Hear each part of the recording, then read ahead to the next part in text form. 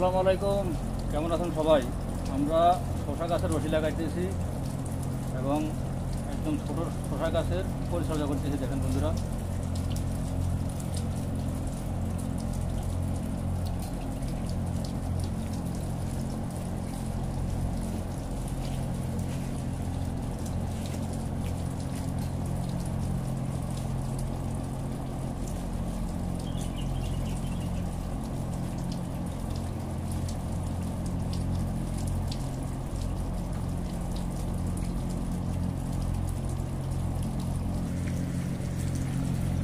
তো বন্ধুরা এইভাবে আমরা শসা গাছের পরিচর্যা করে থাকি।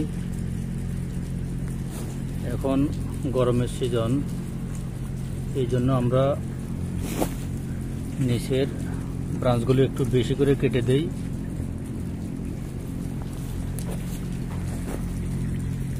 শুরু থেকে আমরা 5টা পাতা পর্যন্ত, এখন গরমের সিজনে 5টা পাতা পর্যন্ত আমরা যত ব্রাঞ্চ আছে আমরা কেটে দেই। এর উপরে আমরা ব্রাঞ্চগুলি আপাতত রেখে দেই।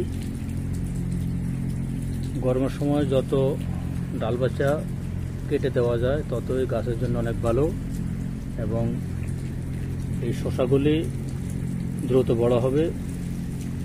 যতটুকু হাওয়া বাতাস ঢুকতে পারে ততই ভালো গাছের জন্য, বিশেষ করে গরমের সিজনে।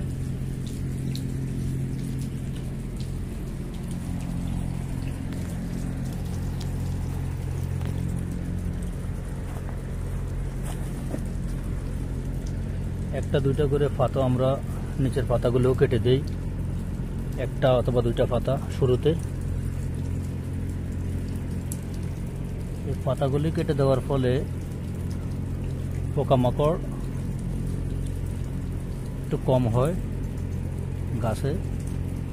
এই পাতা মাটিতে থাকার কারণে পোকামাকড় দ্রুত আক্রমণ করে গাছে।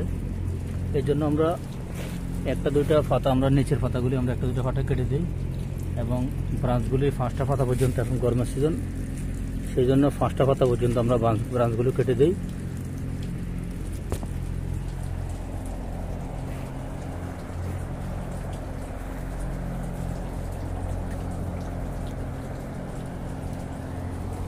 এই গাছগুলোতে আসলে রশি বা দড়ি আরো অনেক আগের থেকে লাগানো উচিত ছিল।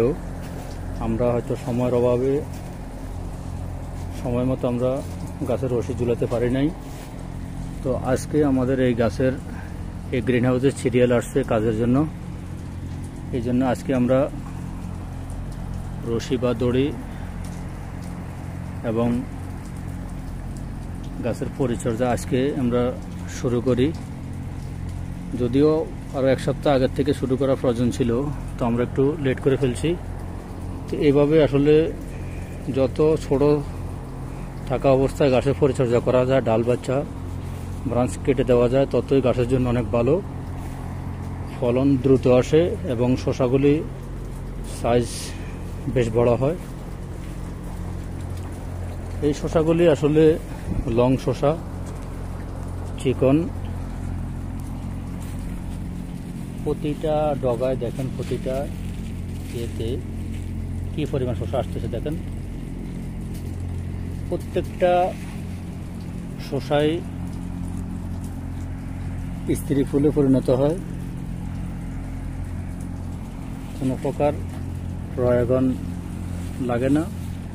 এই বীজগুলি আসলে পরাগন মিশ্রিত বীজ, একটা পুরুষ ফুলও নাই। প্রতিটা ফুলে স্ত্রী ফুল, প্রতিটা ফুলে শসা, প্রতিটা ফুলে শসা দেখেন।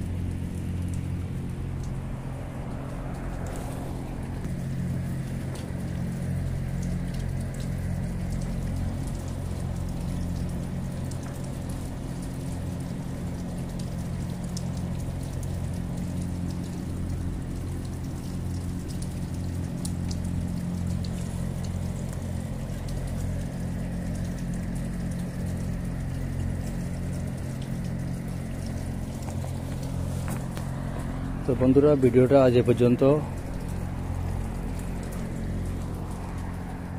ভালো থাকুন, সুস্থ থাকুন, আল্লাহ হাফেজ।